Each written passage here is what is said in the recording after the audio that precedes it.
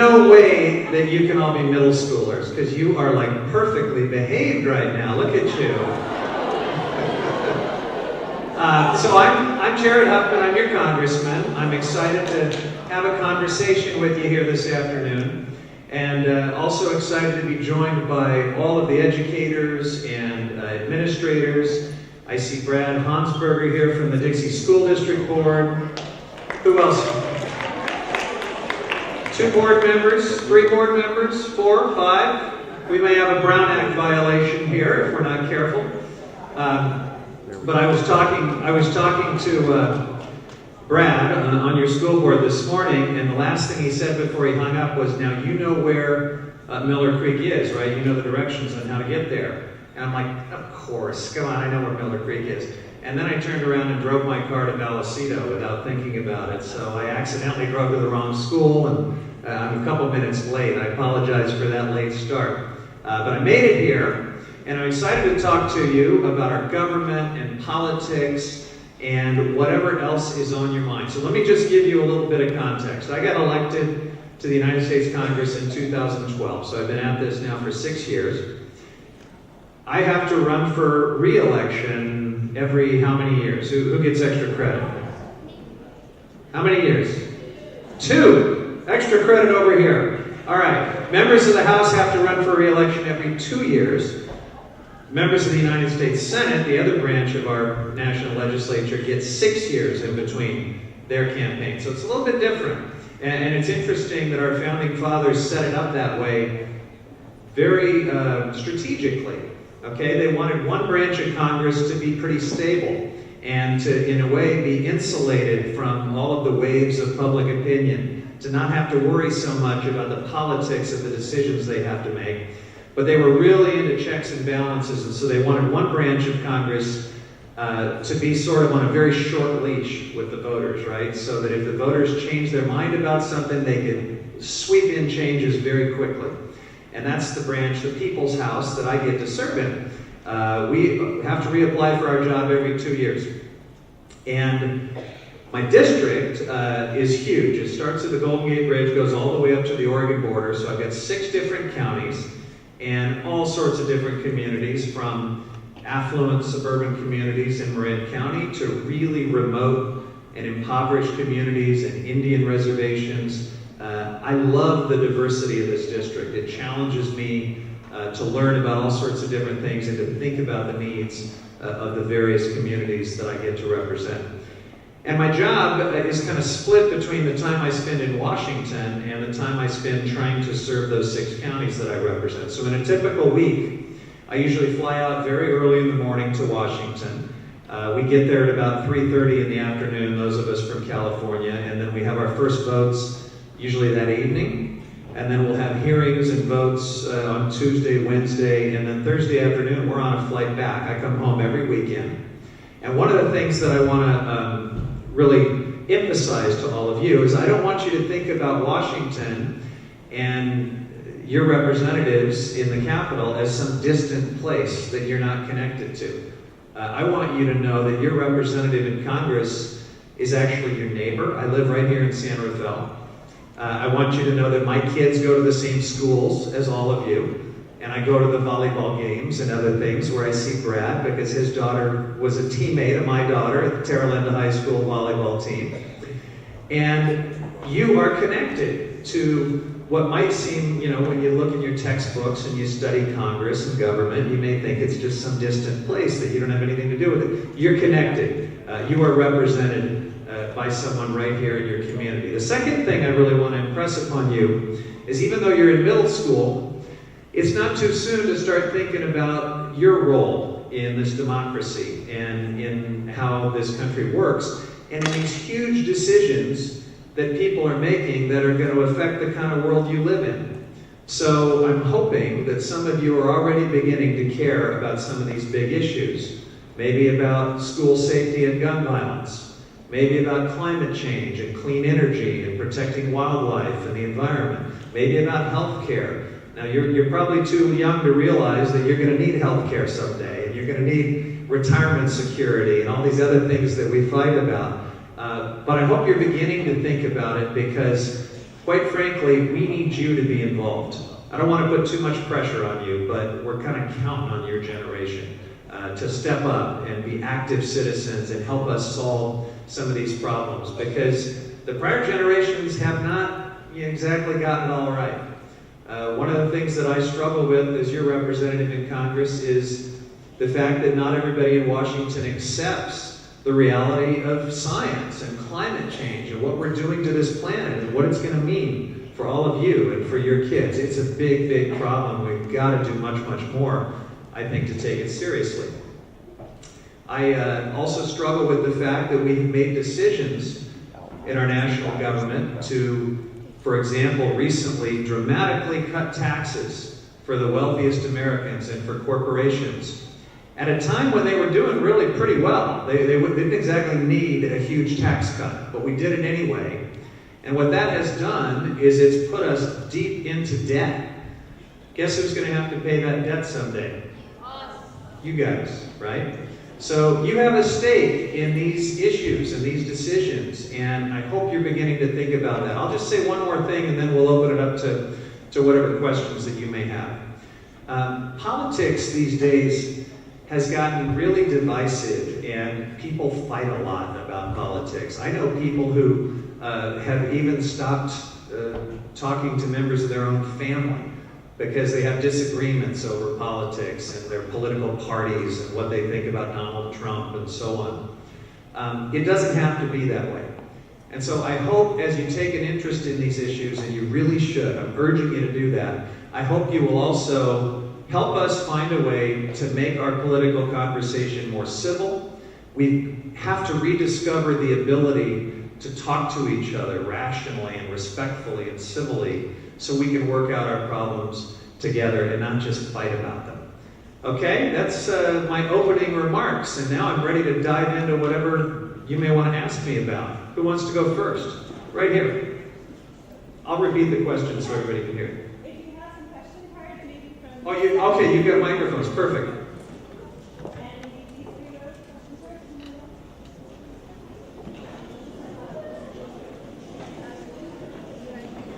Is it working?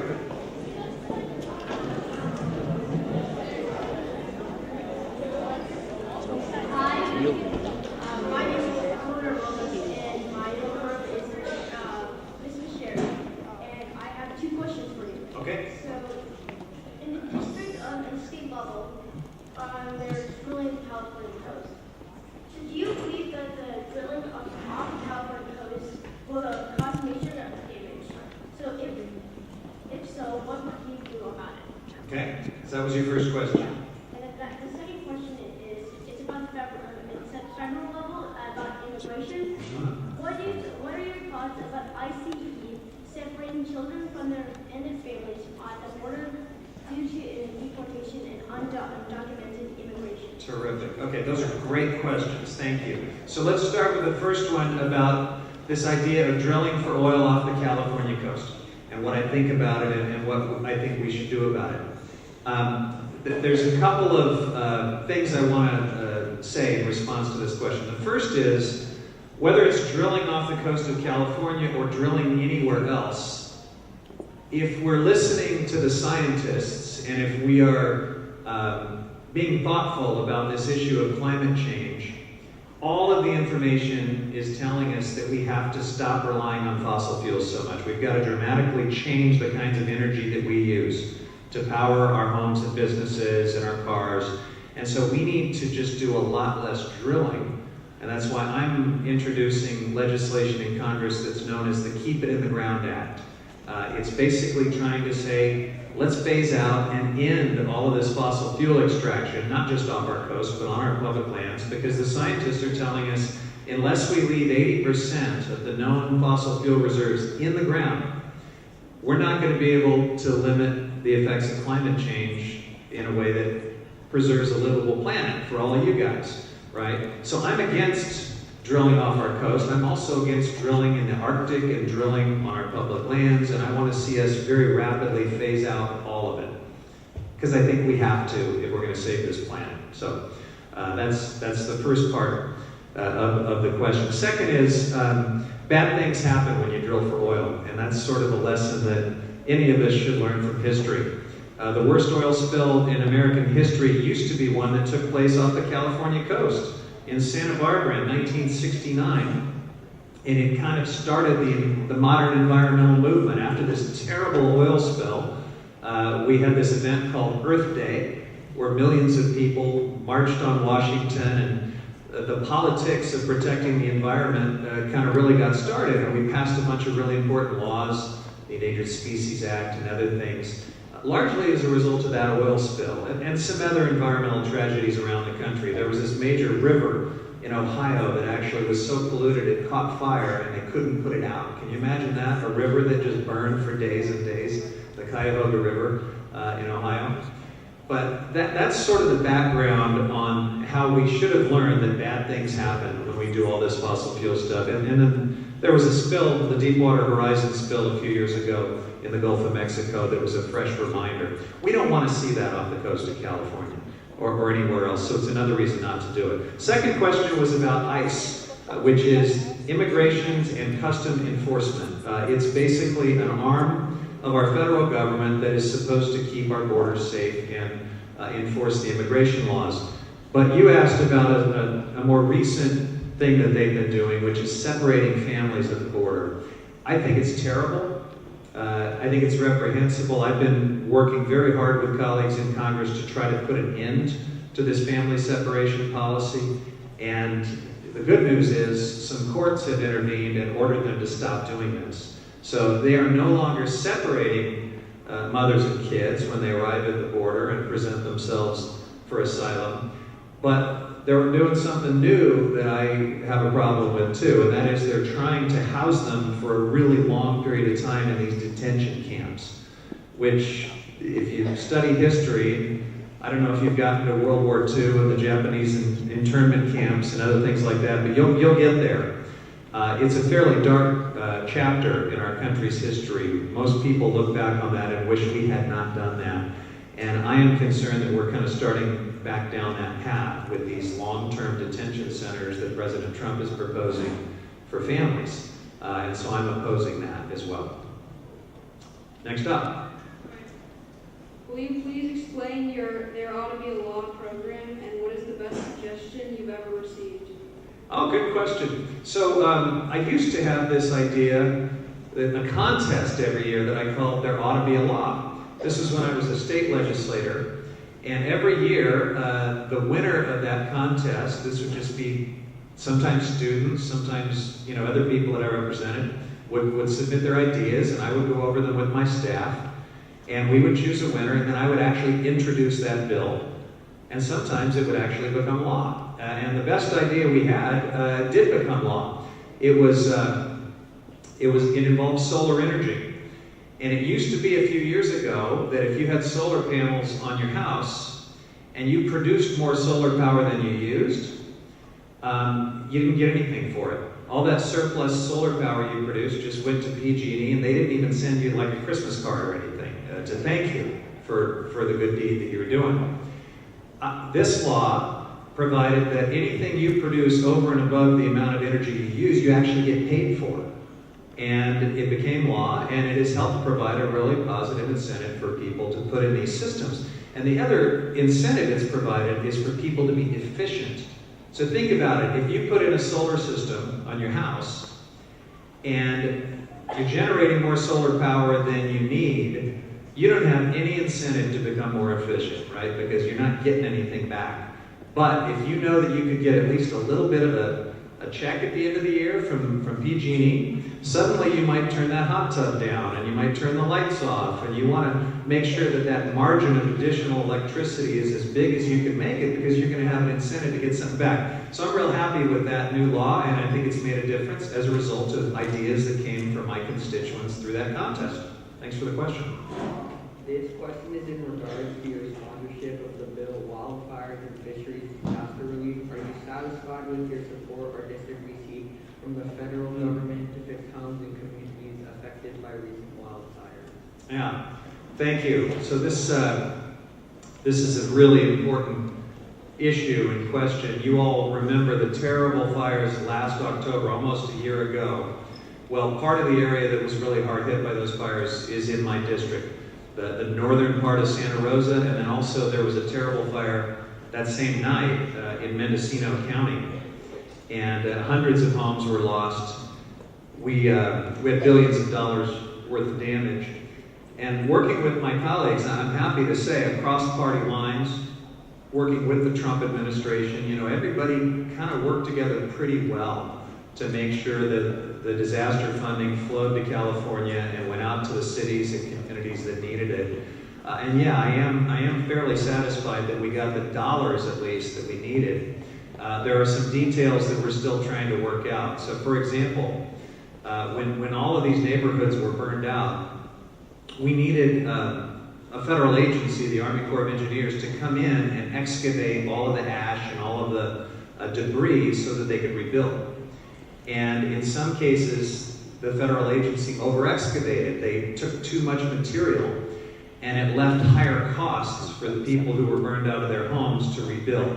We're trying to make sure that we're making those people whole. So in some cases, it's not just the dollar amount of aid we were able to get from Washington, it's working out the details on the ground with federal agencies to try to get these people back on their feet and back in their homes. But I think we're making real progress. Next up. So I'm in fisheries, I'll represent Huffman. Can you speak up just a touch? Yeah. How do you think we can protect fishermen and fishermen rights off the coast? Yeah. So how can we protect fishermen and fishing rights off our coast? I represent a lot of fishing communities, as you can imagine. I've got 1/3 of the California coast, and so, you know, all sorts of working harbors, including Bodega Bay and Fort Bragg and Eureka and Crescent City. These are areas where fishing fleets are an important part of the local economy.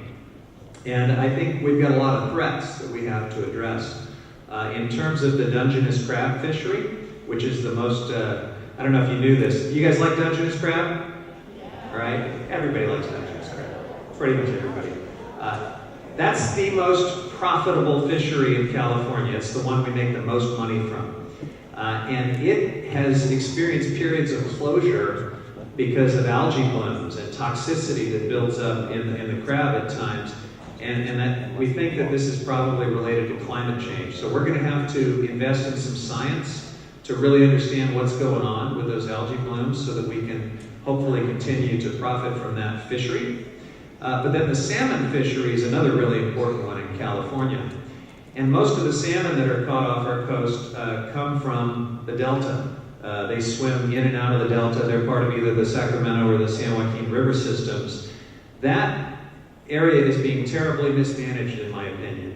And there are a bunch of powerful folks in the Central Valley of California that would like to take all the water out of the system and grow their crops. And I want to make sure that we're considering the fisheries and the fisher people as well, because it's not just about jobs in Fresno, it's about jobs in Fort Bragg and Eureka and Crescent City and Bodega Bay, the areas that I represent. So I'm constantly fighting to make sure that they don't take too much water out of the Delta so we can hang on to those fisheries.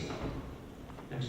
Hi, my name is Kaylee, and my team researched Northwest California wilderness restoration and working forest act.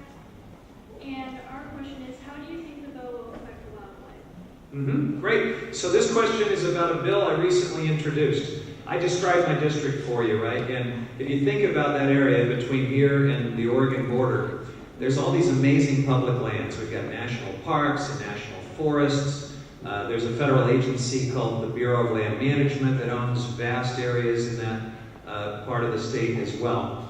And so for about the last 5 years, I've been working on a bill to try to provide some better management of these public lands to do several things. First, I think there are some really special wild places that we just need to permanently protect as wilderness. That's kind of what wilderness is all about. And so we include some wilderness designations and some wild and scenic river designations in Trinity County and Humboldt County and parts of Mendocino County and Del Norte County. That's important, but we also want to improve recreation because, frankly, the economies of those places I represent depend on tourism. We want people to come and experience Redwood National Park and these other special places and stay a few days and enjoy themselves. So we need better visitor centers, and we need better trail policies, and we need better lodging, and my bill includes some stuff on that too. And then there's one more thing that we're trying to do with this bill. You all are reading about the terrible fires we're having in California every single year, right? Again, connected to climate change, but also to some extent because we haven't managed some of our forest lands well. And some of the areas I represent, there was clear-cut logging decades ago. So they basically went in and cut all the trees down. And then they replanted in some of these areas in a way where the trees all grew up in the same, kind of in the same age class. It's what they call a plantation forest, where all the trees are the same size. Healthy forests aren't supposed to look that way. Healthy forests are supposed to have a bunch of age diversity. And one thing we can do in these plantation forests is go in and actually do some thinning out of trees that help provide that age diversity, actually make a healthier forest, but also make it less vulnerable to really catastrophic wildfire. And we're calling for that in a really large area of Trinity and Humboldt County.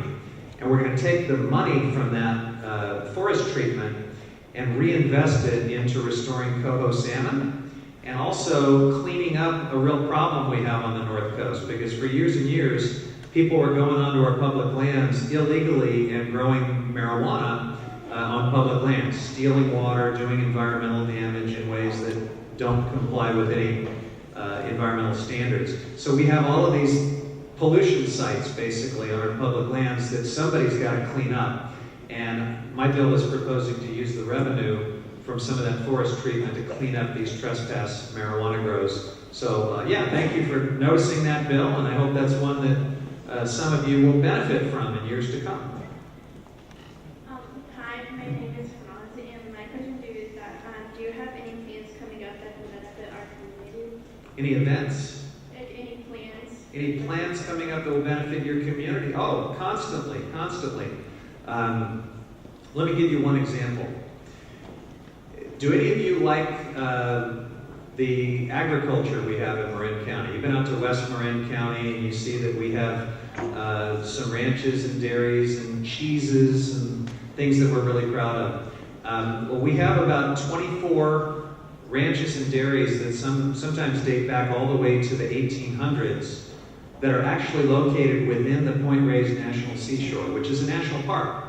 And it's kind of unusual that you would have these historic ranches and dairies continuing to operate in a national park. But that's the way it was set up many, many years ago by Congress. I am introducing legislation to try to make sure we protect those historic ranches and dairies so that we can hang on to the family scale agriculture that we have here in Marin County. I think having local food is really important. And hopefully all of you are learning about community gardens and school gardens and having a personal connection to where your food comes from. Because I think if we're going to be healthy as a society, but also if we're going to tackle this issue of climate change, we need to make sure all our food isn't grown in Iowa or in some huge industrial facility in the Central Valley of California and then shipped many miles to our grocery stores. Having local sustainable food sources is really important, and the family scale agriculture we have in West Marin is a part of that I'm trying to protect. Thanks for the question. My name is Matisse Glenn, and my question is, while having a job in government, not everyone will agree with what you put out. So how do you end up balancing what everyone will put in and what they get out of it so everyone is not disappointed with the results that you put in? Yeah, tough question there. Well, the job of a representative, my title technically is representative, right? I serve in the U.S. House of Representatives. And part of my job is to listen to the people I represent and try to do the things they want me to do. But there are a lot of issues that come along where it's just not possible to please everybody that I represent. And I have to kind of just call the shots as best I can. And what I have found is that if I can explain it to my constituents intelligently, and they know that I'm taking a thoughtful position, that I've done my homework, that I've thought it through, sometimes even if they don't agree with me, they can support the decision I make. So, for example, I just told you about a bill I'm introducing to protect these historic ranches and dairies in the Point Reyes National Seashore. Not all my constituents agree with that. I've got some constituents that want to get all of that agriculture out of the Point Reyes National Seashore because they think that it shouldn't be happening in a national park.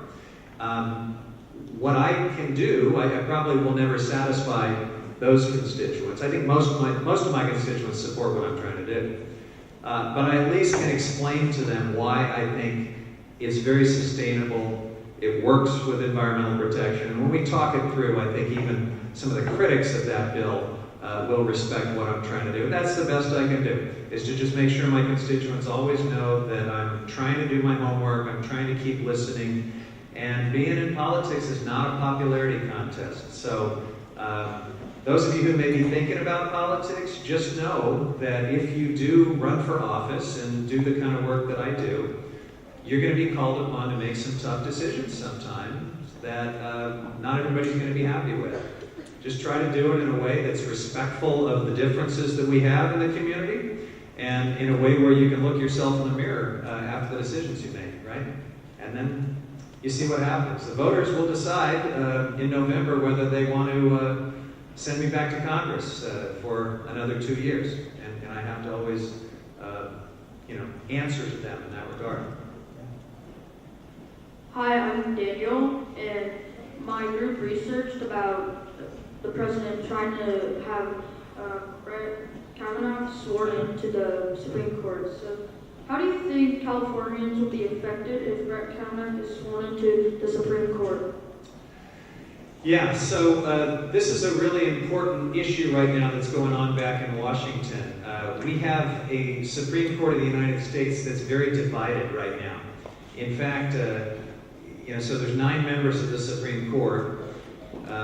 Justice Scalia died and was replaced by a very conservative member, and then we just had the swing justice, Anthony Kennedy, announce that he was retiring. And so President Trump has the opportunity to tip the balance of the Supreme Court for many years to come with a very, very conservative appointee, and that's what he's done in putting forward this guy named Brett Kavanaugh. How will it affect Californians, is what you asked, if Brett Kavanaugh gets on the Supreme Court? Well, quite frankly, it'll be a negative effect, in my opinion, because I think issues like women's reproductive choice and environmental protection, the separation of church and state, investing in public schools and preventing our tax dollars from being used to subsidize religious schools, these are all issues where I profoundly disagree with Brett Kavanaugh. And if he's on the Supreme Court of the United States, he's going to cast votes and make decisions that will affect your rights. He's probably going to support things like President Trump's Muslim ban and restrictions on voting rights and other things that I feel passionately are just bad decisions. So I don't know if we can prevent Brett Kavanaugh from getting on the Supreme Court.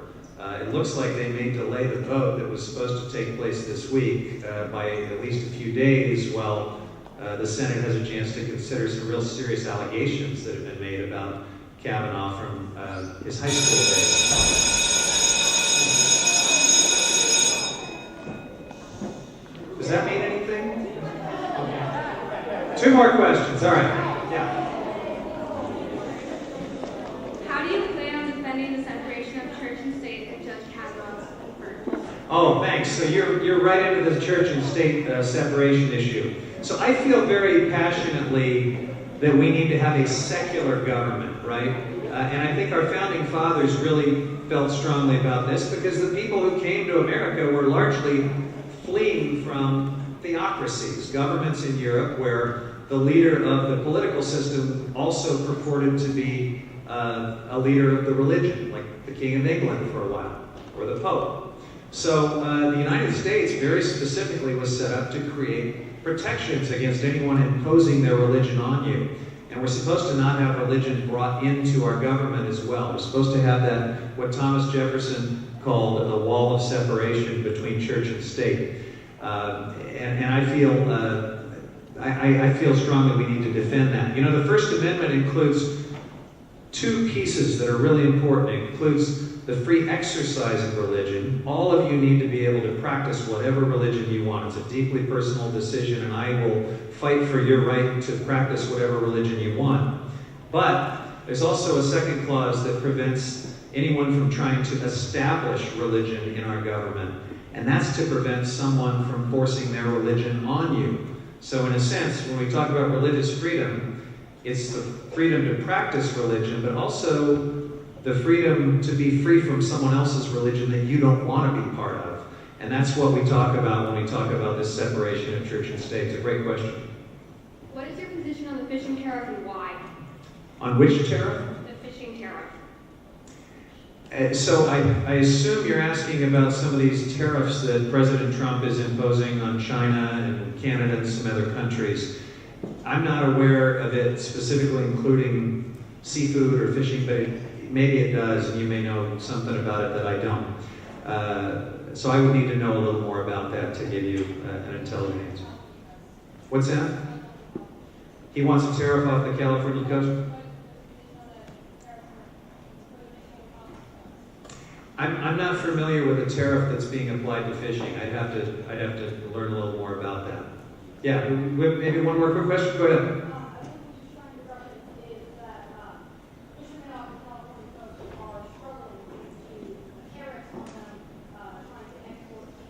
Now I get it. Okay, thank you. So here's what's happening. President Trump is imposing all these tariffs on China and Canada and other countries, and then those countries in turn are turning around and imposing retaliatory tariffs on the United States. And those retaliatory tariffs are hitting seafood products that we export. So that makes sense now. And I'm against that. I'm for certainly working on better trade relationships with these countries, and there's a lot that we can do. But in my opinion, President Trump has been a little reckless in the way he has thrown these tariffs out, and he has exposed a whole bunch of industries here in California to retaliatory tariffs that in some cases are putting them out of business. I just talked to somebody yesterday who's in the electric bicycle business, and things were going great for these e-bikes. And we want to see e-bikes, right? They're a clean alternative form of transportation. But some of the components have come from countries where these tariffs, literally out of the blue, with no one able to prepare for them or plan for them, hit a 50-70% difference on their bottom line, and they're out of business. So that's a bad thing. Does that mean we're done?